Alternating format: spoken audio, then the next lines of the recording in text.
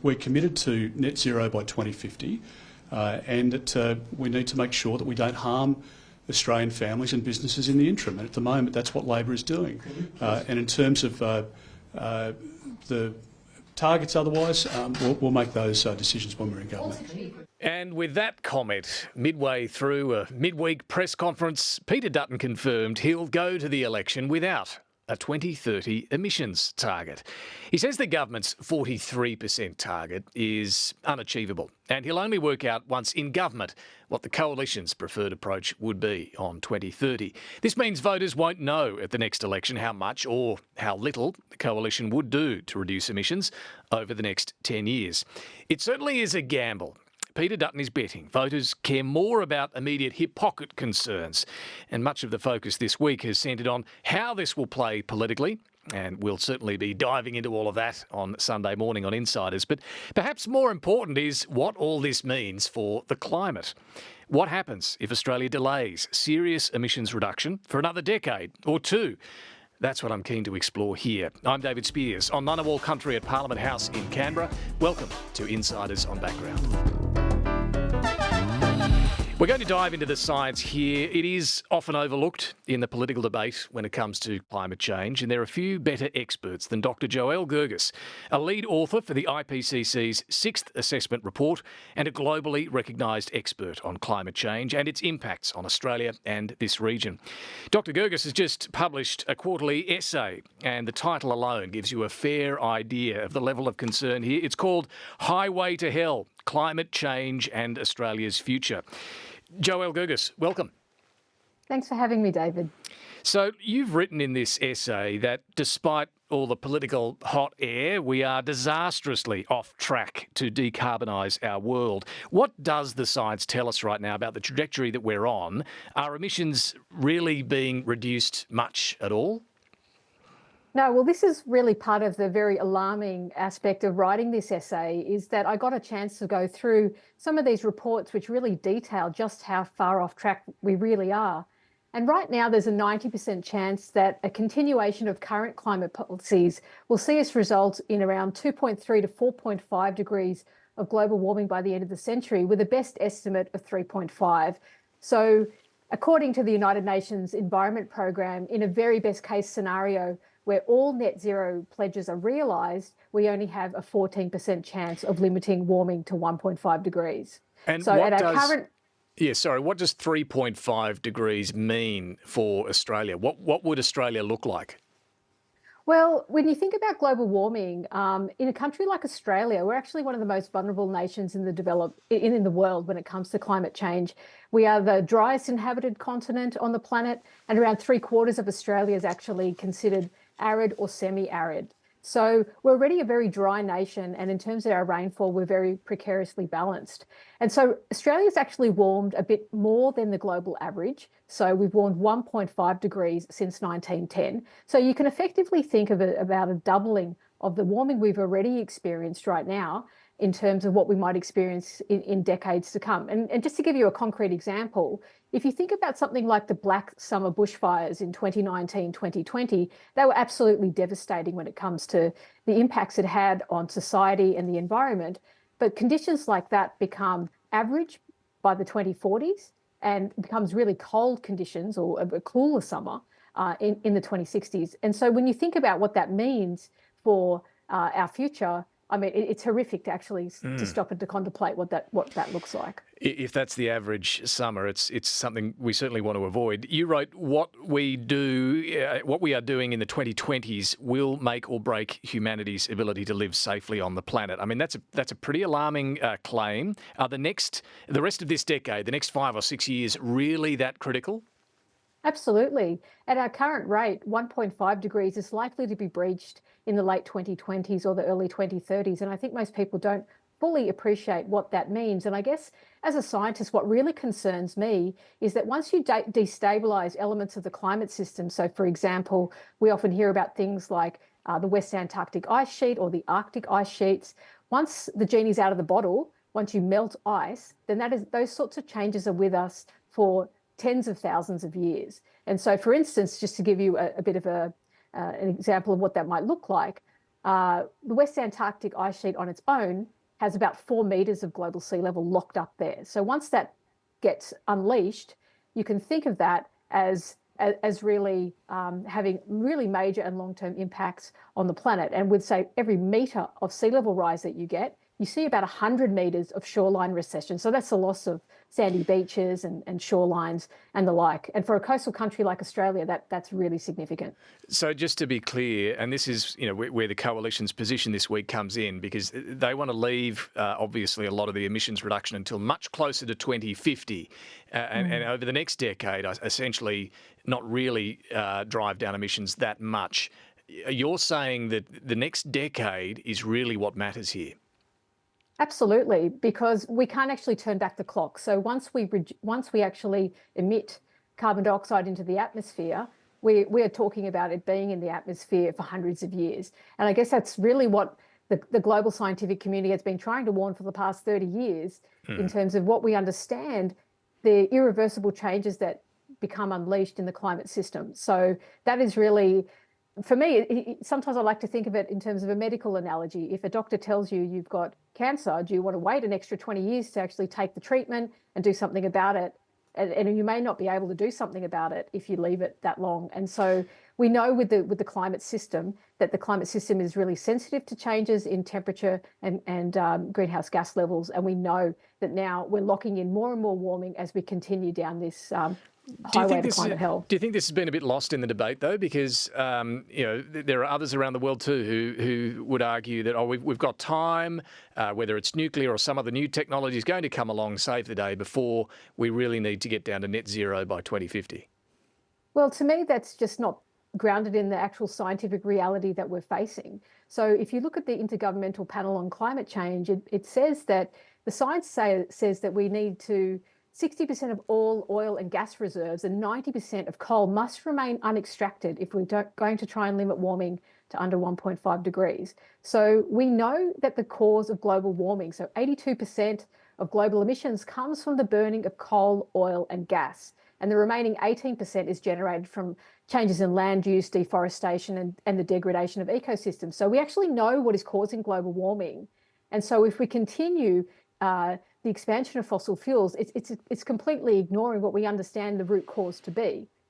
And this is where we come to the Albanese government, because you're critical too of how Labor's going here. What is your concern about the current Australian government approach? Well, basically, the government's approach is really relying on two things working. And the first is that under the safeguard mechanism, the use of carbon offsets, so that's locking up carbon in trees.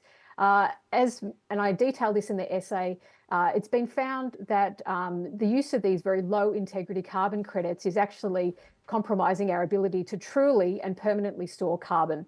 And the second thing that is really important is the use of or the reliance on carbon capture technology. So right now, many governments around the world, not just Australia, are relying on carbon capture and storage to actually save the day and get us out of the climate mess we're in. But when you actually look at the numbers, current carbon capture and storage technology can only offset 0.1% of global emissions. So that's 1/10 of 1% of total annual emissions. This is interesting. I mean, it is working, but as you point out in the essay, if it's going to really change the game here, you'd have to dramatically ramp up the amount of carbon capture and storage. But even if all of the CCS facilities that are planned or under development worldwide become operational, we're still only talking about offsetting less than 1% of global emissions. So that to me is one of the most insidious things about the conversation that's happening right now, because as a scientist, I think a lot of people buy in to thinking that we have a technological solution when it comes to being able to continue the continued exploitation of fossil fuels, but the science doesn't bear that out. And so the longer offsets, I just want to ask you about carbon offsets a bit more here, because we are clearly relying on that very heavily through our safeguards mechanism to achieve our targets. This is the idea that you can keep emitting, but as long as you're buying offsets, which could include locking up forests or whatever, you're saying this is delusional. This is, what did you call it, chasing the unicorn. What's wrong with the approach on carbon offsets? Well, in a very drought-prone and bushfire-prone country, if you actually burn those trees that have been locking up carbon, then it just gets released back into the atmosphere. And we saw that in the Black Summer bushfires, where Australia's emissions were drastically increased during that bushfire event. But if you actually take away land use emissions and you just look at the actual emissions reductions we've seen from polluting industries and the like, Australia's emissions have only declined by about 3%. So we're since 2005 levels. So we're relying really heavily on the land use sector. And this is something that's been going on for quite some time in Australia. But the truth is that until we actually do the very hard job of thinking about putting a price on carbon pollution, we're really just going to be locking in more and more warming. And that, to me, as a scientist, is now becoming intolerable. It is really hard to live with the fact that we're destabilizing the Earth's climate, and yet we're having conversations that aren't grounded in actual scientific reality of what that means, not only globally, but here in Australia, as one of the most vulnerable nations in the world when it comes to climate change. We're talking about a fundamental shift in our climate. Now, you're also very critical of the government still approving gas and coal projects in Australia. And a lot of this often is exported. It contributes to global emissions, but not here. How much of an impact is this having? Well, to me, I mean, I must say I was extremely shocked to see the ALP's future gas strategy, which is locking in fossil fuel use and infrastructure. It says until 2050 and beyond, which again is entirely incompatible with the scientific reality that we're facing. And what it does is it undermines all of the good work being done in other areas, like the rollout of renewables and green manufacturing. And this concept that of promoting gas as a transition fuel is also really, to me, very dangerous, because methane, or natural gas, is still a very powerful greenhouse gas. It's actually 80 times more potent than carbon dioxide measured over a 20-year period, which means that the burning of gas will exacerbate global warming in the short term. So as the third largest exporter of fossil fuels, what we choose to do here in Australia, particularly over the next 5 years or so, is really critical for the destabilisation or the stabilisation of the Earth's climate. So we have a chance to determine how bad things get, but that is a very narrowly that window is rapidly narrowing. But what do you say on gas to the argument that it does supplement renewables? It can provide that firming to help with intermittent renewables, and particularly help some of our partner countries, Japan, South Korea, others, transition away from coal to renewables. Gas is kind of that transition fuel. What do you say to that argument?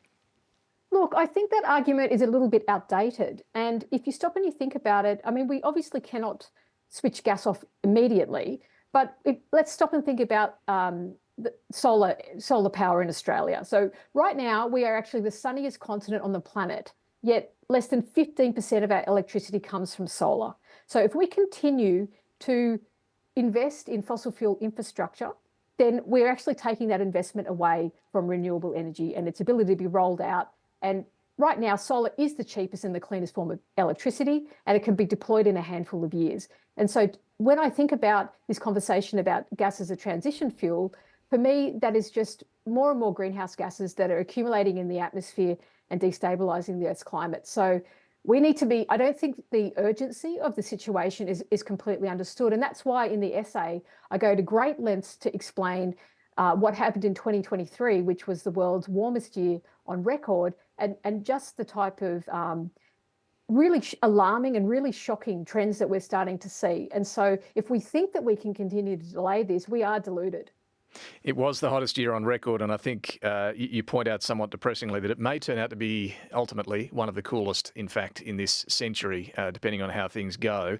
Look, I want to ask you about the cost issue here, because clearly, Peter Dutton and others are very worried about the cost of living pain people are feeling. We know this is a top priority for so many households, and the rollout of renewables and transmission lines is certainly partly contributing to what we're seeing with energy prices. Do you agree that makes it harder to make some of these arguments, and not just in Australia, but globally right now with inflation where it is? Look, I understand that many people are struggling with cost of living pressures, and I think it is the role of the government to implement really strong policies to help ease those pressures. But one of the most frustrating things to me as a climate scientist is that organisations like the Intergovernmental Panel on Climate Change, the CSIRO, and the International Energy Agency have shown that we could reduce global emissions between 50 and 80% by 2030 with technology that exists right now. So, for example, the government could actually decide to heavily subsidise the rollout of rooftop solar and community batteries to allow people to save money on their electricity bills and also reduce greenhouse gas emissions. And the CSIRO have a decarbonisation plan that outlines that. Also, people like Saul Griffith have shown how a very clear plan how solar energy can unlock this decarbonisation potential of households through the electrification of heating, transport and other things. And so until we really get serious about the root cause of climate change and actually think about putting a price on carbon, so this concept of polluter pays, because right now Australian taxpayers are footing the bill to support the fossil fuel industry. That's just reality. The government spent over $14.5 billion in fossil fuel subsidies last year. And imagine if that money could actually go into the sorts of things that we've just been talking about, like the accelerated rollout of renewable energy and helping people get on track. Yeah, and I think a lot of that number is to do with the diesel fuel rebate, as you point out as well. But do we often forget to the alternative here? If we kept going with emissions where they are, and I suppose this gets us back to the initial points you were making, what are the costs we face? I suppose insurance costs, but other relief costs as well if we don't do enough. Yeah, I think it's actually really difficult to put a dollar figure on just how devastating climate change is going to be for a country like Australia. I mean, even just in the process of writing the quarterly essay, the fourth mass coral bleaching event that the world's ever seen played out as I was writing this. And the Great Barrier Reef is, I mean, you can't put a dollar figure on the loss of the Great Barrier Reef. 80% of the reef has been bleached in this particular event. And if you stop and you think about the tourism industry, the intrinsic value of environmental degradation, I mean, the Great Barrier Reef contributes over $6.5 billion to the Australian economy every year and over 64,000 jobs. So we need to start thinking about climate change more holistically and thinking about the impact it's going to have that are irreversible changes that once that genie's out of the bottle, you can't get that back in. And what about the argument that, well, even if we did all these things in Australia, accelerated that solar rollout, China's still not doing enough. The US might be about to put Donald Trump back in power. That it really won't matter in the end unless those big global players do more. Look, I find that a really cynical and disturbing argument, to be honest, as a climate scientist who's been in front of this information for close to 30 years. We have a moral obligation to future generations and for people living on the planet right now to stabilise the Earth's climate. So when it comes to renewable energy, China's actually considered a renewable energy superpower in terms of its rollout of solar technology. And look, we are living in very fraught times. And the reason why I decided to write this essay instead of just focus on my own scientific research is because the situation is really honestly that bad now, that people like me who don't tend to get involved in political conversations are increasingly feeling the ethical and the moral obligation to do so. So we have to find a way. We have to find a way through this, because I find it really disturbing that the future of the planet is being used as a political football between different parties, but we can't do a redo on this. Once it's done, it's done. And I guess that's what I was really trying to convey in the essay, is that the stakes are really, really very high. And just a couple of ones. Nuclear. You're clearly not a fan of nuclear, but should it still be a bottom drawer emergency option down the track to bring down emissions? Plenty of other countries use it. Should we still keep it potentially on the table? Look, maybe it made sense decades ago in a country like Australia, but any expert will tell you that nuclear power is not the solution to Australia's climate policy. As I mentioned before, we are the sunniest continent on the planet, but less than 15% of our electricity comes from solar. And renewable energy will be able to provide more than 90% of Australia's electricity needs at a much cheaper cost, even before a nuclear industry could be built from scratch. So we don't have until the 2040s to wait to develop nuclear power in Australia. And it might make sense in other parts of the world. But again, as a scientist, the radioactive half-life of waste and the social license for this sort of thing, if we can't even get wind turbines on board in some areas of Australia and some regional communities, then yeah, good luck with nuclear power plants. And on the government's 2030 target, this 43%, given your views on their reliance on carbon offsets and so on, are they really on track to reduce emissions by 43%? No, Australia is not on track to meet its 2030 target, and that's just not a conclusion that is controversial. The Climate Change Authority's independent assessment of progress that was released last year shows that. And so currently we're hiding behind emission reductions in the land sector, but until we actually do the heavy lifting, which is putting a price on carbon and stopping the expansion of fossil fuels, we're going to continue to see emissions accumulate in the atmosphere, absorbed in the ocean, and starting to do all sorts of things that are making the job of climate scientists really difficult in terms of how we predict future climate, weather patterns, and the stability of these historically relied on patterns that we rely on for agriculture, for our way of life in Australia. And so, no, we're not doing enough. I think there has been some good progress in some areas, but clearly the urgency is not getting through in terms of just what is at stake. And that's the whole reason why I wrote this essay. Yeah, and just finally on that, I mean, you kind of touched on this earlier. How career limiting is it for a scientist to enter, I suppose, the political arena in the way that you have with some of these arguments? Look, it's been a very uncomfortable process for me, I have to say. I mean, as a lead author on the Intergovernmental Panel on Climate Change, the whole idea is to be completely policy neutral, just provide the facts and let them speak for themselves. But as it turns out, facts don't speak for themselves, and people often will fill the void in terms of explaining what it means to the public. And my view these days is that, as I've mentioned, the situation is now that bad that if we don't have experts engaging in public debate, then other people who are far less qualified will come in and muddy the waters. And I feel really passionately as an Australian scientist, we have so much at stake. We have an extraordinary country, and we really must do better. And particularly as the third largest exporter of fossil fuels, that moral and ethical obligation weighs heavily on a person like me. And so I feel that although it is an extremely uncomfortable position for me as a scientist to start to sort of wade into very difficult debates, my hope is that my contribution provides a solid ground and a way for people to come to terms with the scientific reality that we're facing, and then to make their own decision about what they want to do. Because I personally feel that the next federal election here in Australia really matters, not just here in Australia, but globally because of our exports. Dr. Joëlle Gergis, really good to talk to you. Thanks so much for joining us. Thank you. That's Dr. Joëlle Gergis, and that quarterly essay, Highway to Hell, is out now. We're keen for your thoughts on this conversation and suggestions for the podcast. Please rate, review, subscribe wherever you're listening to this. And if you've got any ideas as to what we should be covering or this conversation, shoot us an email, insiders@abc.net.au. We'll be back in your feed next week with a new conversation. In the meantime, I'll see you Sunday morning for Insiders. Bye for now.